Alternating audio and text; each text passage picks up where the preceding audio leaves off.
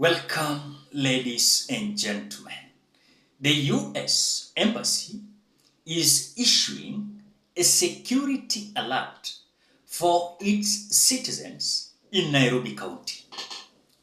Then I was just like, what is this security alert from United States of American Embassy in Kenya?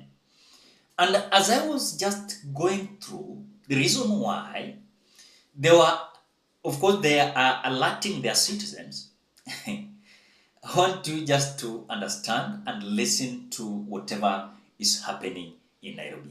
But before we do that, ladies and gentlemen, if you're watching this video and you have not liked this video, please do me a favor, ensure you like this video. You know, when you like this video, you automatically support the work of this channel. If you're a returning subscriber, I want to appreciate you so much because of your great support.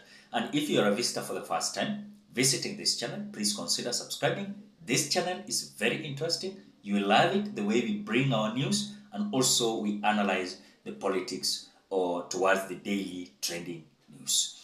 Ladies and gentlemen, let us go back to the main issue here. Now, as United States of American Embassy in the Republic of Kenya are issuing their security alert, especially in Nairobi County, they are saying that while announcing the alert, the embassy said that the Kenyan government will increase security action by deploying police in the affected places. Yani, wanawaambia citizens wao waprotectiwe vizuri. Yes? And as I was just listening to why the Kenyan government should increase security action by deploying police officers in areas where their citizens are, I was then, we are being told that there are reports of increased criminal activity in residential areas of Nairobi.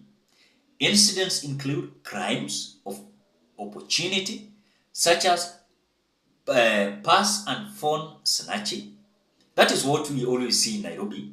Again, I don't know how things are because nowadays I normally don't walk in Nairobi streets. Normally, I usually don't have, let me say that time to cruise in Nairobi streets. But I want to tell you, Nairobi is not something that you think.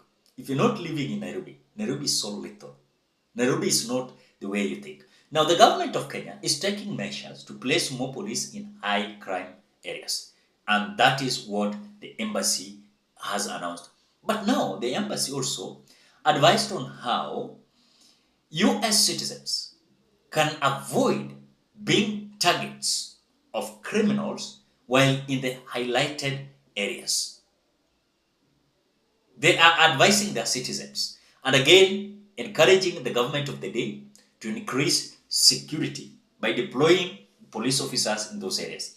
It also advised against confronting criminals once one finds himself or herself under siege. Yani ile, for example, unapata mtu amekuja na snatch the phone na unatoa vita. They're saying it is not good. Do not physically resist any robbery attempt and remain calm. Confrontation with these individuals often leads to violence.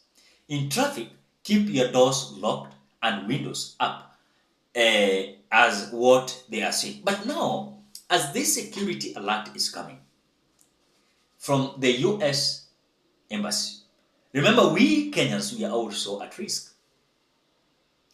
It doesn't mean that there are only human beings that are living in Kenya, Nairobi, but also we understand whatever takes in the streets, or rather on the streets nowadays. Because let me tell you one thing, when you look at the problem ya ECBD, it is so dangerous.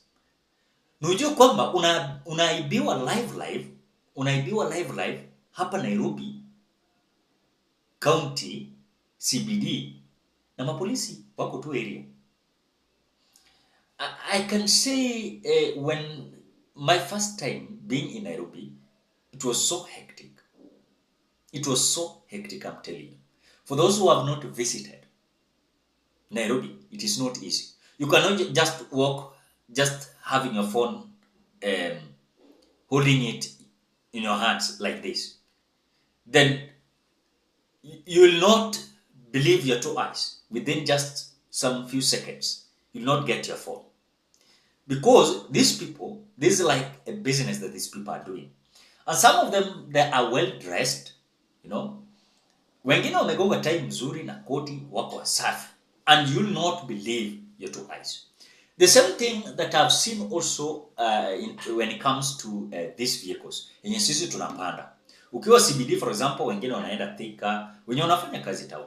Wengine wanaenda Karen, wengine wanaenda Kibira, Mathare, all those areas of Nairobi. We'll find that mtu akiingia kwa gari pap, kitu ya kwanza huwa wanaangalia dirisha imefungwa. Because you can't be attempted kutoa simu yako unaangalia na dirisha iko open, watapita na utoke nje ya utoke na mlango ya gari, simu yako imeenda. So the advice of the United States of America is eventually linking what is happening in Nairobi.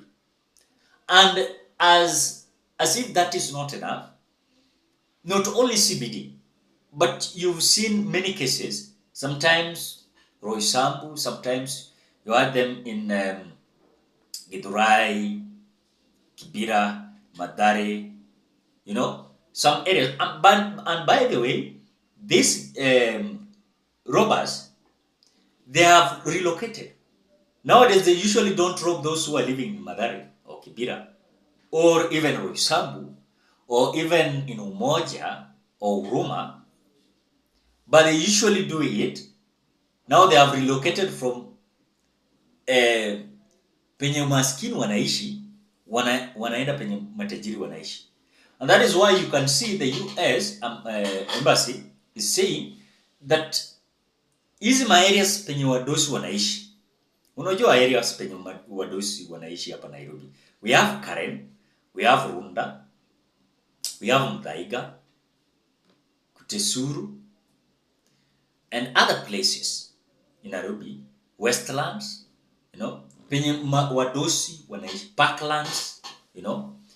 But sasa wame divert the attention from the areas penye watu lowly lives wanaishi, wameenda penye matajiri wako. So in fact, we are being told that this wezi most of the time utawaona kwa hizi corridors, kwa corridors ya penye hao wadosi wanaishi.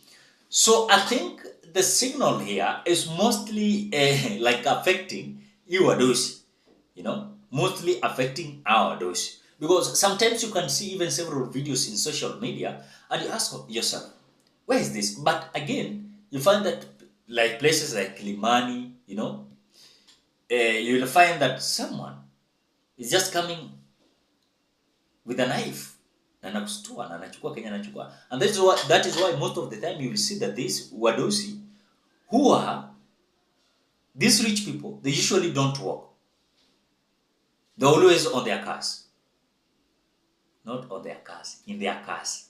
They usually drive all the time because they fear kama watatembea watanyang'anywa.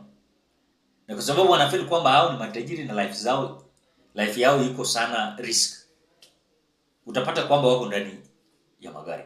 So for me, the security alert is showing our security personnel to come and act. Not only places where the rich are living, but also the places where the middle and the poor are living.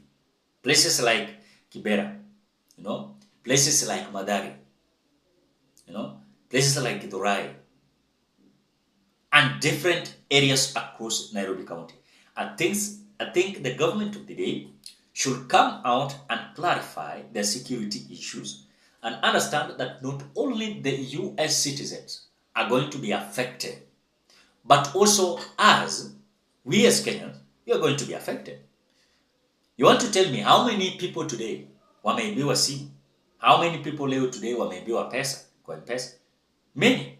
But they're just keeping quiet sometimes.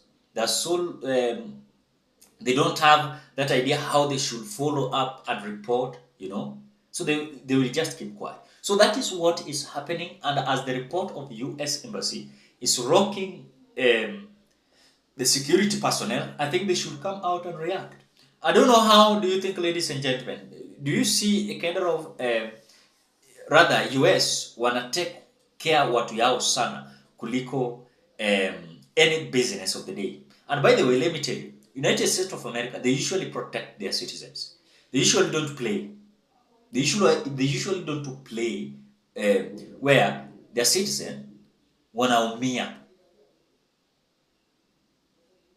na hao wamenyamaza tu. So they will react. So for me, when I saw that that news, I realized that it is not only about US, but about Kenya again. Is that thuggery, robbery is coming back, because now it is kind of lethal.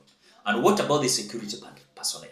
Ladies and gentlemen, what do you think? Drop your opinion at the comment section below. Otherwise, thank you so much because of your great support. Please consider subscribing, liking, commenting, and sharing this video. Bye bye till we meet on another video.